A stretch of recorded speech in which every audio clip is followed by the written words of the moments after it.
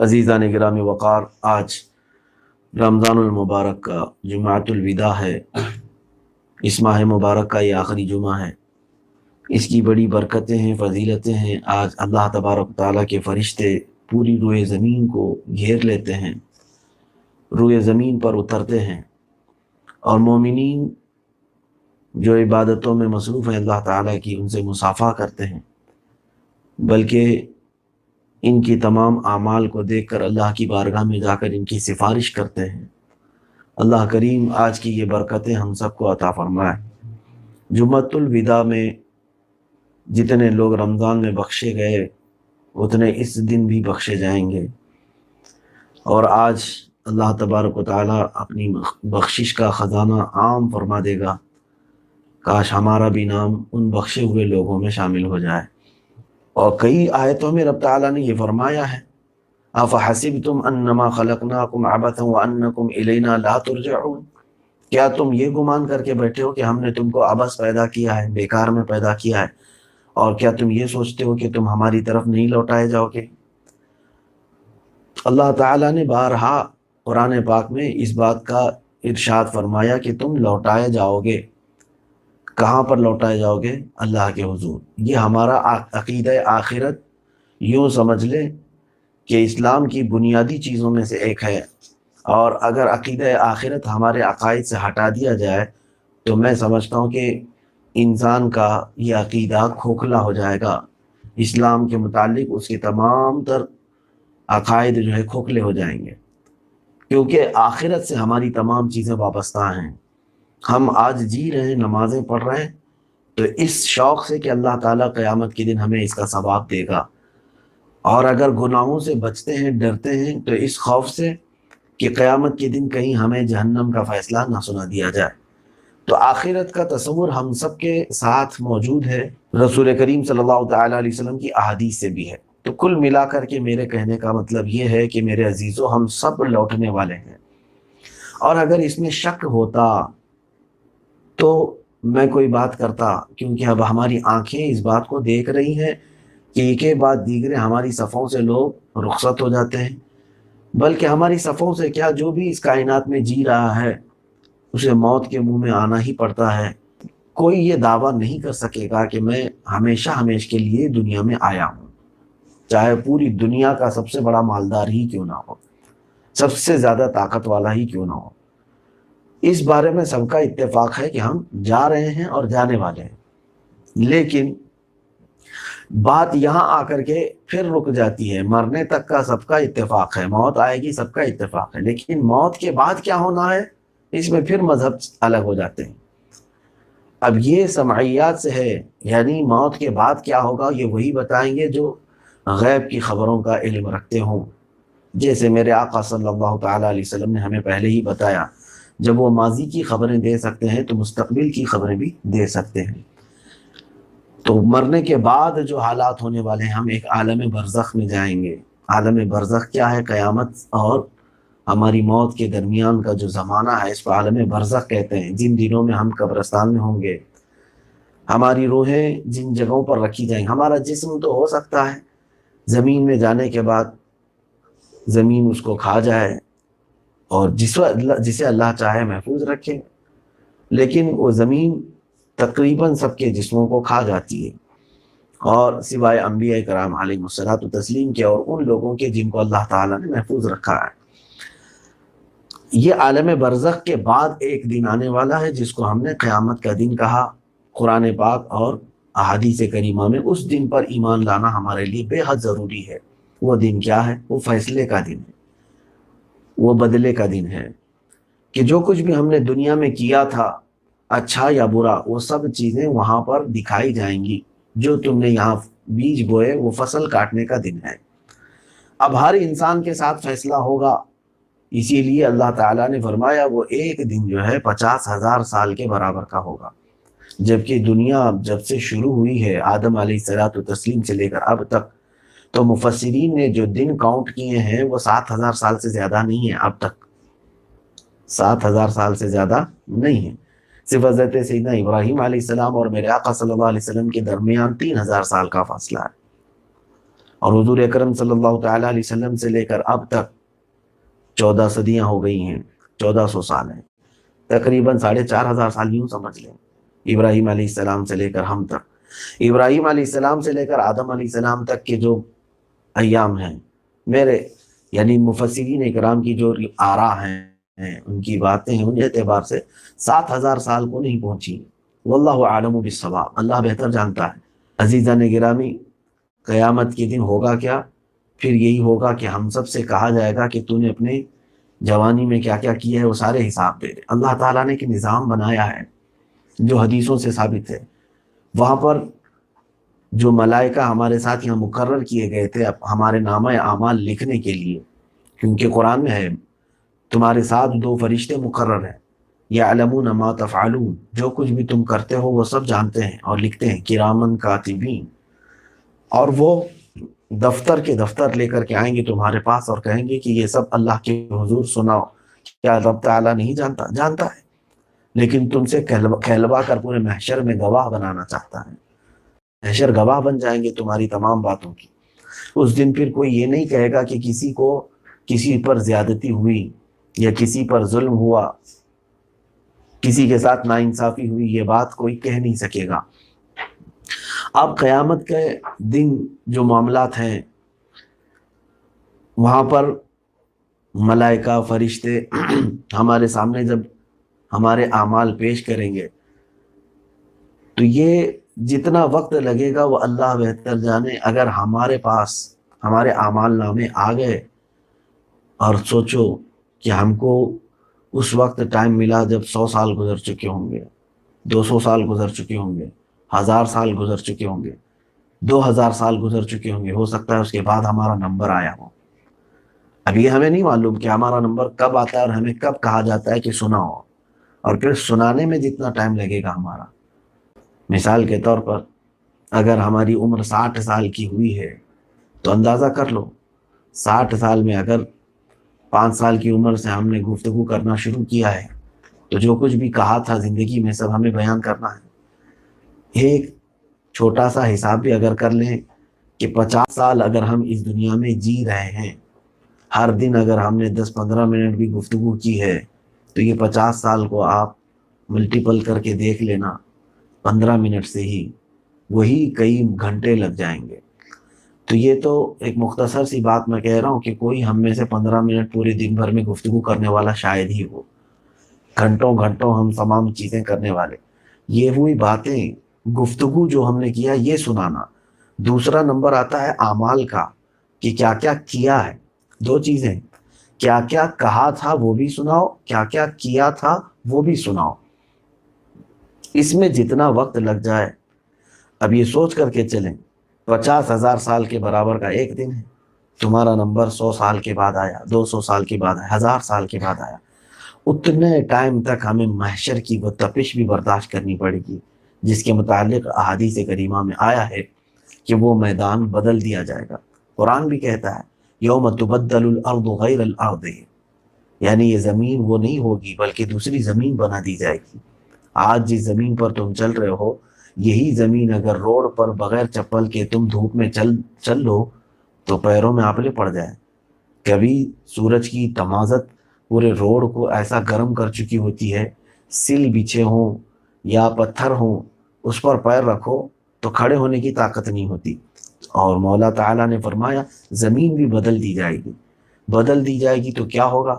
کہا گیا ہے کہ تانبے اور پیتل جیسا کوئی دھات، اس طرح کی کوئی دھات ہو، اس سے زمین بنائی جائے گی، اور نہ اس دن تمہارے پاس کوئی چپل ہے، نہ اس زمین سے بچنے کے لیے تمہارے پاس تلووں میں کچھ پہننے کو ہے، اور سورج کو اور قریب کر دیا جائے گا، اتنا کہ وہ صرف 2 ہاتھ کے فاصلے پر ہو۔ اور قیامت کے دن اس طرح کی کیفیت میں ہم کو نہ جانے کتنے سال گزارنے پڑیں گے ہمارا نمبر آنے تک۔ میں یہ تمہید کی باتیں کر رہا تھا یہاں تک، اب میں اصل بات کی طرف آتا ہوں۔ آج مجھے جو کہنا ہے وہ یہ ہے کہ جہنم، جس کا اللہ تعالیٰ نے قرآن میں کثیر جگہوں پر تذکرہ فرمایا، جنت کا بھی ذکر ہے اور جہنم کا بھی، دوزخ کا بھی، لیکن کئی جگہ ایسی ہیں جہاں صرف جہنم کا ذکر آیا، جنت کا نہیں آیا۔ تعداد جو زیادہ ذکر ہوئی ہے جہنم کی، اس کے کئی نام اللہ تعالیٰ نے قرآن میں بیان فرمائے۔ آج میں آپ کو یہی بتاتا ہوں کہ جہنم کیا ہے، کیسی ہے، ابھی کہاں ہے، قیامت کے دن اس کی کیفیت کیا ہوگی۔ میرے اندازے کے مطابق 100 سے زیادہ آیتیں اس کی تفصیلات بیان کرنے کے لیے قرآن پاک میں موجود ہیں۔ اللہ تبارک و تعالیٰ نے جہنم کے متعلق جو جو باتیں فرمائیں، اس کے دروازے ہیں، اس کے طبقے ہیں، اس کی زنجیریں ہیں، اس کی آنکھ ہے، اس کے کان ہیں۔ اب وہ اپنا منہ کھولتی ہوگی تو منہ کھولے، اس کے اندر آگ کی تپش ایسی کہ 500 سال کی مسافت دور ہیں اگر، تب بھی اس کی گرمی کی تپش محسوس ہو۔ اتنی دوری سے ہی، یعنی اگر تیز گھوڑا 500 سال دوڑے تب جا کر کے وہ جہنم کے دروازے پر پہنچے گا۔ اتنی دوری پر بھی ابھی جہنم ہے، تبھی سے اس کے آگ کے شعلے لوگوں کو نظر بھی آئیں گے اور اس کی تپش محسوس بھی کریں گے۔ اللہ اکبر۔ اب سنو، میں نے آج یہ اس لیے کہا، آج میں نے یہ عنوان اس لیے چھیڑا کہ میرے آقا صلی اللہ علیہ وسلم نے فرمایا یہ عشرہ، آخر عشرہ جہنم سے آزادی کا ہے۔ تو میں پہلے آپ کو یہ بتا دوں کہ آپ ہلکا سمجھ کر کے بیٹھے ہیں جہنم کو، کہ جیسے جیل سے چھوٹ جائیں گے ویسے اس سے بھی چھوٹنا ہے۔ میرے عزیزوں، کبھی جیل سے اس کو کمپیئر بھی مت کرنا۔ جیل کی جو سزائیں ہیں اس جہنم کی سزا کا کوئی حصہ بھی نہیں بن سکتی۔ اور اللہ تبارک و تعالیٰ نے وہ کن لوگوں کے لیے تیار کیا وہ بھی قرآن پاک میں ہے۔ کفار و مشرکین تو اس میں ہمیشہ رہیں گے، اور گناہ کرنے والے جائیں گے، لیکن اس میں سے نکالے بھی جائیں گے کچھ۔ 2 طرح کے لوگ اس میں جائیں گے۔ طبقات ہیں، 7 طبقے ہیں، وادیاں۔ کسی وادی کا نام اثام ہے، کسی کا ویل ہے، حاویہ ہے۔ اب جہنم کے نام جو قرآن پاک میں ذکر ہوئے ہیں، نار ہے، جہنم ہے، سعیر ہے، سقر ہے، حطمہ، یہ سب جہنم کے نام۔ قرآن پاک میں اللہ نے فرمایا ذوقوا مس سقر، سقر کہتے ہیں جھلسا دینے والی، اور حطمہ کہتے ہیں لوٹ پوٹ کر دینے والی، الٹ پلٹ کرنے والی آگ، سورہ ہمزہ میں۔ اور سعیر ہے بہت زیادہ شعلے بھڑکانے والی، سیصلون سعیرا، قرآن پاک میں کئی جگہ ہے۔ سقر ہے جھلسا دینے والی۔ دوزخی کو دوزخ میں ڈالا جائے گا تو اس شکل میں اس کی شکل بدل دی جائے گی۔ جب دوزخ میں ڈالا جائے گا، صرف میرے آقا صلی اللہ علیہ وسلم نے فرمایا اس کا ایک دانت جہنمی کا احد پہاڑ کے برابر کا ہوگا۔ احد پہاڑ کے برابر۔ احد پہاڑ جانتے ہیں کتنا ہے؟ 10 کلومیٹر پہ پھیلا ہوا ہے۔ اس پہاڑ کے برابر تو جہنمی کا ایک دانت ہوگا، اور اس کے بیٹھنے کی جگہ جہنمی کی وہ کتنا لمبا کتنا چوڑا ہوگا جانتے ہیں؟ میرے آقا صلی اللہ علیہ وسلم نے فرمایا مکہ اور مدینے کے درمیان جتنا فاصلہ ہے، اتنا فاصلہ تو صرف اس کو بیٹھنے کے لیے لگے گا۔ کس کو؟ جہنمی کو۔ 425 کلومیٹر کا فاصلہ ہے، 425 کلومیٹر کا فاصلہ مکہ مکرمہ اور مدینہ طیبہ کے بیچ کا۔ 400 بھی اگر سمجھ لیں، 400 کلومیٹر لمبا فاصلہ۔ ایک جہنمی کی شکل اتنی بڑی ہوگی کہ بیٹھنے کے لیے صرف اس کو اتنی جگہ چاہیے ہوگی۔ اس طرح کے دوزخ میں ڈالے جائیں گے، ڈالے جائیں گے، ڈالے جائیں گے، یہاں تک کہ قیامت کے دن اللہ تعالیٰ اس سے پوچھے گا۔ یہ بھی سورہ قاف میں ہے، یوم نقول لجہنم هل امتلأت، اس دن ہم کہیں گے جہنم سے کیا تو بھر گئی؟ وہ کہے گی حل من مزید، مولا اور کوئی ہے تو دے دے، اور کوئی ہے تو ڈال۔ وہ ڈالے جا رہے ہوں گے۔ حدیث پاک میں ہے یاجوج ماجوج کثرت سے دوزخ میں ڈالے جائیں گے، ان کے 1000 ہوں گے تو تمہارا ایک ہوگا انسانوں میں سے، یعنی دوسرے لوگ۔ جب کثرت سے بھر جائیں گے اور وہ جہنم اور کہے گی کہ اور ہیں تو ڈال، اور ہیں تو ڈال، تو اللہ تبارک و تعالیٰ اپنا قدم قدرت جس طرح اللہ کی شان کے لائق ہے اس جہنم کے اوپر رکھے گا، تب جہنم کہے گی کہ بس بس بھر گئی۔ یہ حدیث پاک میں ہے۔ اس کو بھر جانے کے بعد بند کر دیا جائے گا۔ اب اس میں سے جو لوگ نکل سکتے تھے وہ نکل جائیں گے، اور جن کے لیے خلود فی النار ہے، یعنی ہمیشگی کے لیے وہاں پر ہے، اب ان کے پاس کیا کیا چیزیں جہنم کی مہمان نوازی میں ہیں۔ اللہ تبارک و تعالیٰ نے قرآن پاک میں کئی جگہوں پر فرمایا ہے کہ فَلَيْسَ الْيَوْمَ هَاهُنَا حَمِيمٌ وَلَا طَعَامٌ إِلَّا مِنْ غِسْلِينٍ لَا يَأْكُلُهُ إِلَّا الْخَاطِئُونَ۔ تم دیکھو کہ آج کے دن جہنم میں کھانے اور پینے کے لیے سوائے حمیم اور غسلین کے تمہیں کچھ نہیں ملے گا۔ حمیم کیا ہے؟ کھولتا ہوا پانی ہے دوزخ میں، اور وہ پانی ایسا کہ جہنمی شدت پیاس سے چیخ رہے ہوں گے تو انہیں پانی دیا جائے گا۔ وہ پانی کی گرمی ایسی ہے، فرمایا گیا کہ وہ اپنے منہ کے قریب کرے تو اس کا نیچے کا جبڑا لٹک جائے گا، اس کے پانی کے جھلسا دینے سے لٹک، اور اس کو وہ پانی پینے کے علاوہ کوئی چارہ بھی نہیں ہوگا۔ پھر کیا دیا جائے گا؟ ان شجرۃ الزقوم، قرآن پاک میں ہے۔ زقوم ایک درخت ہے جو اسے کانٹے دار پھل کہ اگر وہ کھا لے تو اس کے حلق میں سے وہ کانٹے باہر نظر آئیں گے، وہ اندر نہیں جا رہا ہوگا۔ تھوہڑ کا درخت اس کو کہا ہے ترجمے قرآن میں۔ اب یہ اسے دیا جائے گا، اسے نہ نگل پائے تو پھر فرمایا گیا غسلین ایک چیز ہے، قرآن میں ذکر ہے، غسلین اسے دیا جائے گا۔ میں آج ہی پڑھ رہا تھا تفسیر میں، غسلین کیا ہے؟ فرمایا گیا کہ پورے جہنمیوں کے جسموں کو آگ جو تپش سے جلا چکی ہوگی، تو جو جسموں سے سڑن، پیپ اور خون نکلے گا وہ جمع کر کے پینے کے لیے دیا جائے گا۔ اہل محشر کے جسموں کی سڑن جو ہوگی اس کو غسلین کہا گیا ہے، نہایت ہی بدبودار، نہایت ہی کری، وہ جہنمیوں کو پینے کے لیے دیا جائے گا، وہ مجبوری میں اسے بھی پی رہے ہوں گے۔ یہ جہنمیوں کے احوال ہیں۔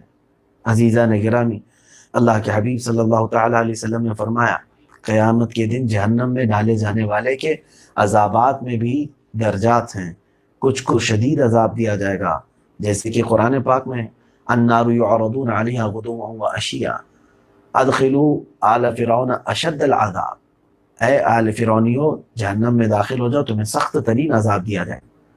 سخت ترین عذاب جہاں ہے، عذاب علیم کہا گیا، عذاب عظیم کہا گیا ہے، یہ دردناک عذاب ہے۔ عذاب مہین کہا گیا ہے، ذلت والا عذاب ہے۔ وہاں کئی طرح کے عذابات ہیں جن کا الگ الگ گناہوں کا الگ الگ وہاں پر ایک طبقہ ہے گنہگاروں کا۔ قرآن میں ہے وَنَادَوْا يَا مَالِكُ لِيَقْضِيَ عَلَيْنَا رَبُّكَ، مالک، حضرت مالک علیہ السلام جو جہنم کے داروغہ ہیں، ان سے پکار کر کے وہ کہیں گے کہ اے مالک تو اپنے رب سے کہہ کہ ہمارے ساتھ کچھ اچھا فیصلہ کرے، ہماری بات پہنچا دے۔ اور ایک جگہ ہے وَقَالُوا لِخَزَنَةِ جَهَنَّمَ ادْعُوا رَبَّكُمْ يُخَفِّفْ عَنَّا يَوْمًا مِّنَ الْعَذَابِ، وہ کہیں گے جہنم کے فرشتوں سے کہ اپنے رب سے کہو کہ ایک دن تو ہمیں عذاب کم کر دے، ایک دن تو آرام دے دے۔ چھٹی منانا چاہتے ہیں جہنمی۔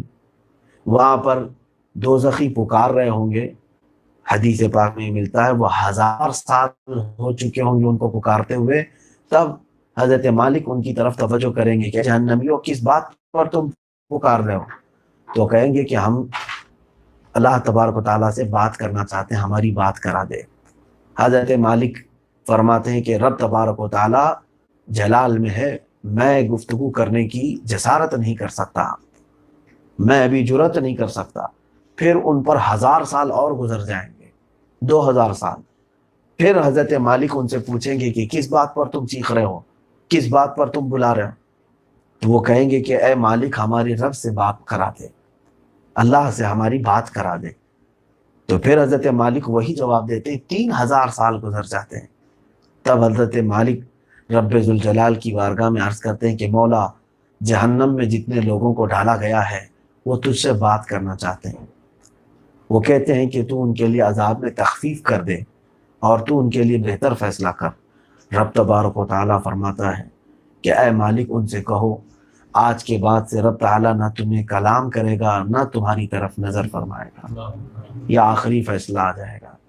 حضرت مالک فرماتے ہیں کہ جب جہنمیوں کو یہ سنا دیا جائے گا تو پوری جہنم میں چیخ و پکار اس شدت سے ہوں گے کہ جہنم کے طبقات ہلنے لگ جائیں گے، کہ جب انہیں کہہ دیا گیا کہ اب رب تعالیٰ نہ تم سے کبھی بات کرے گا اور نہ کبھی تمہاری طرف نظر کرے گا، کبھی نہیں، چاہے وہ 1,00,000 سال گزر جائیں۔ تو یہ جو ہمیشہ ہمیشہ کے لیے دوزخ میں جانے والے ہیں ان کے لیے معاملات ہیں۔ اور رب تعالیٰ نے فرمایا کہ جہنم کو جب، یہ حدیث پاک میں، جب جہنم کو لایا جائے گا، جتنے لوگ لائیں گے ابھی میں نے بتایا، جہنم کی 70,000 زنجیریں ہیں جو اس کو باندھی ہوں گی، اور ہر زنجیر کو 70,000 فرشتے پکڑ کر کے لا رہے ہوں گے۔ تعداد میں تقریباً 4 ارب 90 کروڑ فرشتے ہیں۔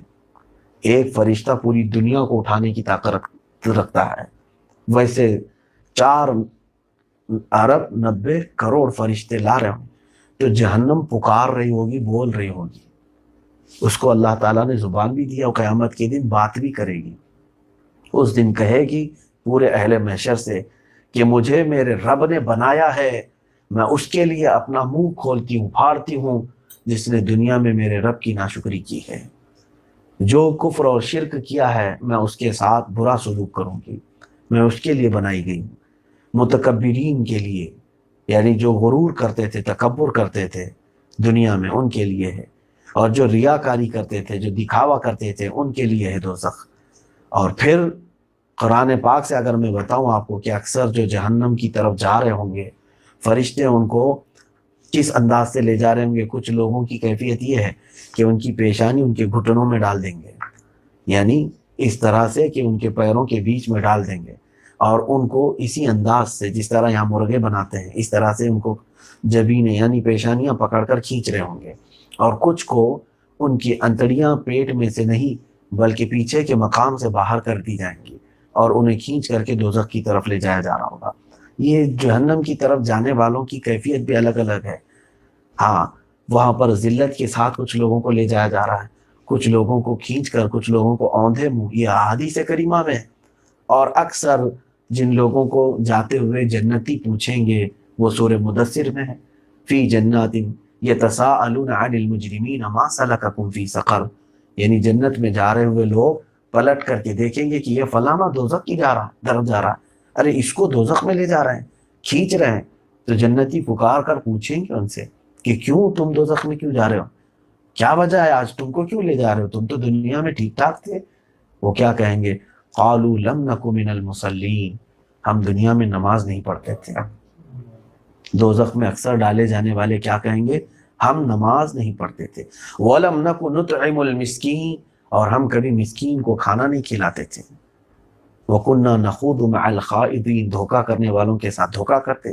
وَكُنَّا نُكَذِّبُ بِيَوْمِ الدِّينِ، اور قیامت کے دن کو ہم جھٹلاتے تھے۔ حَتَّى أَتَانَا الْيَقِينُ، یہاں تک کہ موت آ گئی، موت آنے تک ہم سنبھل ہی نہیں سکے، اور پھر ہمیں کہہ دیا گیا کہ اب تمہیں کوئی سفارش کام نہیں آئے گی۔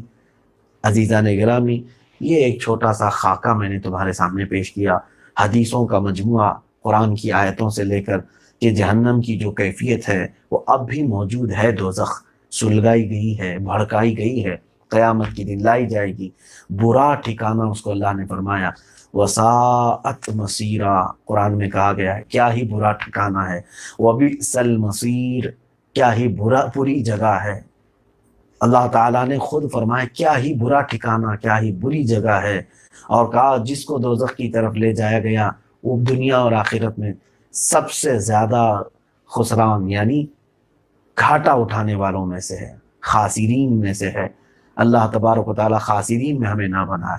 آج میں آخر میں یہی کہنا چاہوں گا کہ رمضان اب رخصت ہونے کو ہے۔ آپ سب کو معلوم ہے مصطفیٰ کریم صلی اللہ علیہ وسلم کی احادیث سے یہ بھی ثابت ہے کہ رمضان کے اخیر عشرے میں مولا جہنم سے آزادی کا پروانہ عطا کرتا ہے۔ یہ عشرہ یا آخری 10 راتیں اللہ تعالیٰ فیصلہ فرمائے گا، فلاں بن فلاں دوزخ سے آزاد ہے، فلاں بن فلاں دوزخ سے آزاد ہے۔ اے کاش اس بھڑکتی ہوئی آگ جس کو اللہ نے کبھی سقر کہا، کبھی سعیر کہا، کبھی حطمہ کہا، کبھی النار کہا، کبھی جہنم کہا ہے، اس کے نام ساتھ میں جب عذاب کا ذکر آیا، کبھی عذاب علیم کہا، کبھی عذاب عظیم کہا، کبھی عذاب مہین کہا، کبھی عذاب یوم عقیم کہا، یہ تمام عذابات جس کا تم تصور بھی نہیں کر سکتے۔ ہماری چمڑیوں کو بار بار بدلا جائے گا، ہر گھنٹے میں 70 بار چمڑی ہماری بدلی جائے گی۔ کیوں؟ جب جب یہ پکے گی آگ سے اسے بدل دیا جائے گا تاکہ وہ نیا عذاب چکھ سکے۔ اس طرح کی کیفیت میں جانے کے لیے کیا تم اور ہم تیار ہیں؟ سوچو تھوڑی دیر کے لیے۔ میں وہ بات یاد کر کے رخصت ہوتا ہوں، بڑی بات ہے، اگر آپ توجہ کریں، دنیا میں موت کا کوئی علاج ہے؟ موت سے کوئی بچ سکتا ہے، لیکن اس کے باوجود ہم علاج تلاش کر رہے ہیں، ہم بچنے کی کوشش کرتے ہیں، ہم ڈاکٹر کے پاس جاتے ہیں، دعا دوا سب جو کچھ بھی ہماری ہو رہی ہے، کیوں؟ موت سے بچنے کے لیے۔ کوئی مرنا نہیں چاہتا، جبکہ سب کو معلوم ہے موت گارنٹی، مرنا ہی ہے، اس سے بچنے کا کوئی راستہ ہے ہی نہیں دنیا میں، پھر بھی ہم کوشش کر رہے ہیں۔ لیکن میرے عزیزوں، میرے آقا صلی اللہ علیہ وسلم نے فرمایا دوزخ سے بچنا ممکن ہے، جہنم سے بچنا ممکن ہے، پاسبل ہے، اس سے بچنے کے لیے ہم کیوں نہیں علاج ڈھونڈتے؟ موت جو آ کر کے رہے گی، اس سے بچنے کے لیے تم ہزار دوائیاں لیتے ہو، دوزخ سے بچنا ممکن ہے۔ اللہ نے فرمایا کہ تم اگر اس راستے پر چلو گے تو دوزخ میں نہیں جاؤ گے، تمہارے لیے نہیں ہے۔ لا یصلاھا الا الاشقى، اللہ فرماتا ہے اس میں نہیں ڈالا جائے گا مگر وہی جو بدبخت ہوگا، الذی کذب وتولی، جو جھٹلایا تھا یا گھمنڈ کیا تھا، منہ پھیرا تھا، انہی لوگوں کو ڈالا جائے گا جہنم میں۔ ایسا نہیں ہے کہ نیکوکار جائیں گے جہنم میں، حتیٰ کہ حدیث پاک میں یہ تک ملتا ہے کہ جو قیامت کے دن ایک بندہ ایسا ہوگا کہ گناہ تو ہوں گے، اسے دوزخ میں ڈالا جا رہا ہوگا، اسی آنکھ کے جو پلک ہیں یہ اللہ کی بارگاہ میں سفارش کریں گی کہ اے رب ذوالجلال، کیا تو نے اس کے جہنم میں جانے کا فیصلہ فرما دیا؟ کہا جائے ہاں، وہ کہے گا کہ مولا اس کے جسم سے مجھے تو آزاد کر دے، مجھے الگ کر دے یہ آنکھ کے پلک۔ کیوں؟ وہ کہے گا کہ مولا ایک رات یہ تجھے یاد کر کے رویا تھا، تیری دوزخ کے عذاب سے اس کی آنکھیں بھیگ گئی تھیں، تو مولا جس بندے نے تجھے یاد کر کے مجھے نم کیا تھا، کیا تو مجھے اس کے ساتھ دوزخ میں ڈالے گا؟ مجھے اس کے جسم سے الگ کر دے۔ تو رب تعالی حکم فرمائے گا، اس کی آنکھوں کی پلکوں کی سفارش قبول کی جاتی ہے، اس کے پورے جسم کو جہنم سے آزاد کرو۔ دوزخ سے آزادی کے لیے ہمارے پاس بہت سارے راستے ہیں، تم گڑ گڑاؤ مولا کے حضور، رب تبارک و تعالیٰ کو مناؤ، اور ان آنسوؤں کے ذریعے سے شاید ہم بچ جائیں گے۔ ہمارے گھمائے ہوئے تسبیح کے دانے تک ہمارے جہنم میں جانے سے اور ہمارے درمیان آڑ بن جائیں گے، ہماری نیکیاں آڑ بن جائیں گی۔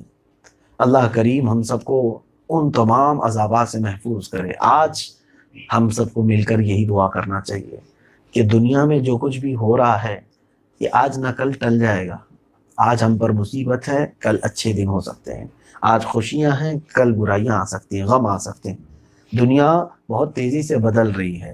آج تمہارے پاس بچے نہیں ہیں، رو رو کر کے بچے مانگ لیے، کتنے دن لڑو گے؟ آج گھر نہیں ہے، جائیداد نہیں ہے، رو رو کر کے مانگ لیے، وہ مل گئی، کتنے دن جیو گے اس پر؟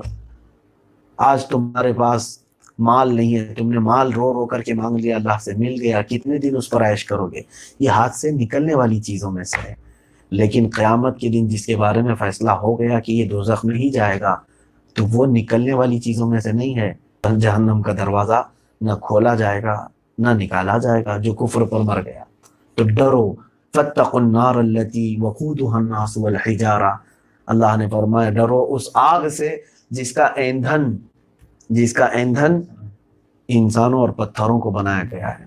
بلکہ یہ بھی فرمایا، قرآن ہی کہتا ہے کہ سرابیلہم من قطران وتغشی وجوہہم النار، جو کپڑے پہنائے جائیں گے جہنمیوں کو وہ گندھک کے کپڑے ہوں گے، ماچس کی تلی پر جو گندھک ہوتی ہے وہ لباس جہنمیوں کو پہنائے جائیں گے گندھک والا، اور جیسے ہی وہ جہنم سے قریب ہوں گے، جیسے ماچس کی تلی سے آگ بھڑک جاتی ہے جسم پر، ویسے ہی شعلے بھڑک جائیں گے۔